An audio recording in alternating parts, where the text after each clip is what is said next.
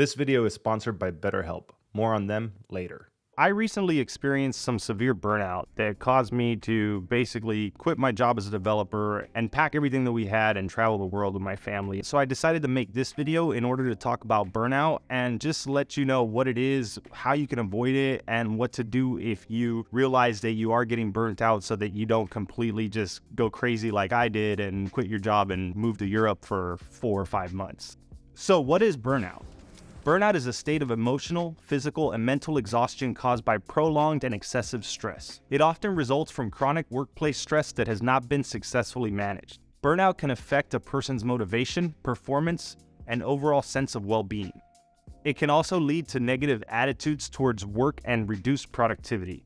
Burnout can also have physical symptoms such as headaches, stomach aches, and increased susceptibility to illnesses. It's extremely important to recognize the signs of burnout early on in order for you to take the proper steps to address it. If you are already experiencing signs of burnout, some of the things that you can do right now to address it is talk to your supervisor, seek support from your colleagues, reach out to a mental health professional, practice self-care, and make changes to your work habits. Burnout is extremely common, and according to a 2021 survey by FlexJobs, 75% of respondents reported experiencing burnout at work, and 40% experiencing it during the pandemic. It's also extremely common among software developers. The World Health Organization includes burnout in its international classification of diseases and defines it as a syndrome conceptualized as resulting from chronic workplace stress that has not been successfully managed. A study published in the journal Occupational Medicine in 2017 found that burnout was associated with 2.3 times higher risk of developing depression. These statistics highlight the prevalence and the seriousness of burnout and the need for individuals and organizations to take steps to prevent and address it. So let's talk about burnout and software developers. Burnout is a common problem among software developers, who often work in high-pressure environments with long hours, tight deadlines, and demanding clients or stakeholders. Software development can be mentally and emotionally taxing, as it requires intense focus and attention to detail, and often involves problem-solving and critical thinking. Some of the factors that can contribute to burnout among software developers include excessive workload or unrealistic deadlines that make it difficult to achieve a healthy work-life balance. Lack of autonomy or control over work tasks or projects, which can lead to feeling of frustration and disengagement. High levels of stress or pressure to produce results, which can lead to feelings of anxiety and exhaustion. Social isolation or lack of support from colleagues or supervisors, which can lead to feelings of loneliness and helplessness. To prevent burnout among software developers, it's important for organizations to prioritize employee well-being and create a supportive work environment. This can include providing resources for stress management, encouraging work-life balance, and fostering a culture of open communication and collaboration. It's also important for software developers to take care of their own well-being by practicing self-care and setting healthy boundaries to manage workloads and stress levels.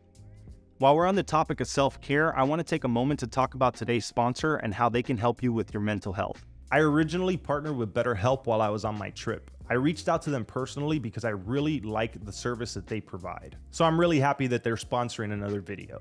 BetterHelp is the world's largest therapy service, and it's 100% online. They have a network of over 25,000 licensed and experienced therapists who can help you with your specific needs and issues. And it's extremely easy to get started. To get started, you just answer a few questions about your needs and preferences in therapy. That way, BetterHelp can match you with the right therapist from their network.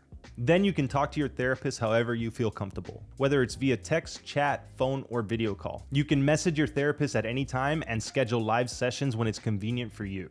And if for any reason your therapist just isn't the right fit for you, you can switch to a new therapist at no additional cost. With BetterHelp, you get the same professionalism and quality that you would expect from in-office therapy, but with a therapist who's custom picked for you, more flexibility with scheduling, and at a more affordable price. Going to therapy and taking care of my mental health is one of the best things I've ever done, and I encourage you to do the same.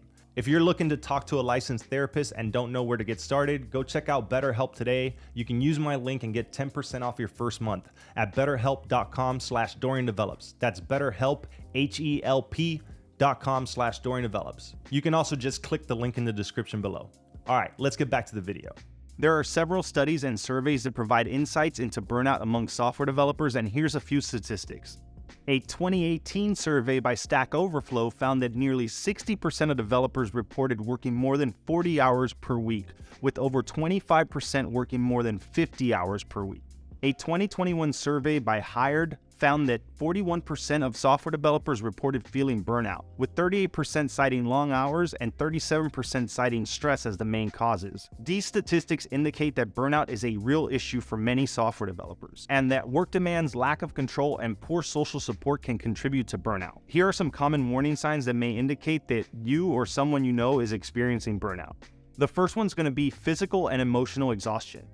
This is the feeling of being drained and depleted both physically and emotionally, as if you have nothing left to give. The next thing is lack of motivation. Feeling uninterested or apathetic towards work, hobbies, or activities that you normally would enjoy. Another warning sign of burnout is reduced productivity and effectiveness. If you're finding it difficult to focus, complete tasks, or make decisions and feeling like you're not performing as well as you used to, you may be burning out. Cynicism and detachment. I know that I felt this one big time because I was becoming that grumpy developer. But one of the signs of burnout is feeling disconnected from your work and your social relationships and experiencing a negative attitude towards colleagues, clients, or customers. Another warning sign is chronic stress. If you're feeling anxious or overwhelmed and having difficulty managing your stress levels, you may be burning out. There's also physical symptoms. If you're experiencing headaches, back pain, muscle tension, or other physical symptoms that are not explained by a medical condition, you may be burning out. Lack of self-care is a big one too. If you're burning out, you may be neglecting your self-care routines such as exercise, eating healthy, or sleep. This can all contribute to you feeling more burnt out. It's extremely important to recognize these warning signs and take action to prevent or address your burnout. This may include seeking support from a mental health professional, making lifestyle changes to reduce your stress levels, prioritizing self-care, setting boundaries at work, and seeking support from your colleagues or a supervisor, or friends and family. Now that we know what burnout is and we have some of the warning signs, let's talk about what you can do to avoid burnout. One is prioritize self-care. Take care of your physical and emotional needs by getting enough sleep, eating well, and exercising regularly. Make time for your hobbies or the activities that you enjoy doing, and try to set aside time each day for relaxation and self-reflection. Something else that you can do is set boundaries. Establish clear boundaries between work and personal life, and try to disconnect from work-related tasks and technology during your non-work hours. This can help you recharge and maintain a healthy work-life balance. Something else you can do is practice stress management techniques. Experiment with different techniques to manage stress, such as meditation, deep breathing, yoga, or mindfulness exercises. These practices can help you stay centered and reduce the impact of stress. You can also seek support. Seek support from your friends, your family, or your colleagues about your experiences, and seek support from a mental health professional if necessary. Also, remember to take breaks. Taking regular breaks throughout the workday, such as short walks or stretching exercises, can help you recharge and refocus. One of the things I would do often is get a little workout during my lunch break. Since I had to sit at my desk all day, working out during my lunch break was a great way to break up my day and give me a little bit of physical activity, which would energize me and help me finish off the day. And it also gave me more mental clarity and just made me feel better about my day. And it helped me relieve some of that work-related stress. Consider taking vacations or time off of work to rest and recharge also. Something else you can do is set realistic goals. Establish realistic expectations for yourself and your work, and break large tasks into smaller, manageable goals. This can help you avoid feeling overwhelmed or burnt out by excessive workloads. Also, you can try to improve your work environment. Try to create a work environment that is supportive and conducive to productivity, with adequate resources, clear communication, and opportunities for growth and development. By taking these steps, you can help prevent burnout and maintain a healthy work-life balance. It's important for you to prioritize your well-being and take action when you do see some of those warning signs of burnout. But what happens if you miss the warning signs and you didn't avoid burnout like I did? First thing is take some time off. I didn't take enough vacation time. Even on my days off, I was working on other things that weren't necessarily work-related.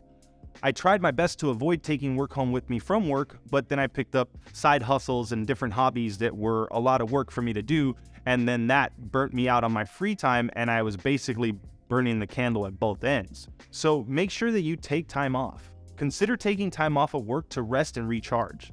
Use this time to engage in self-care activities, such as exercise, relaxation, or spending some time with your family and loved ones. Spending time with the people you love will help you feel so much better about everything, and it'll help you with burnout.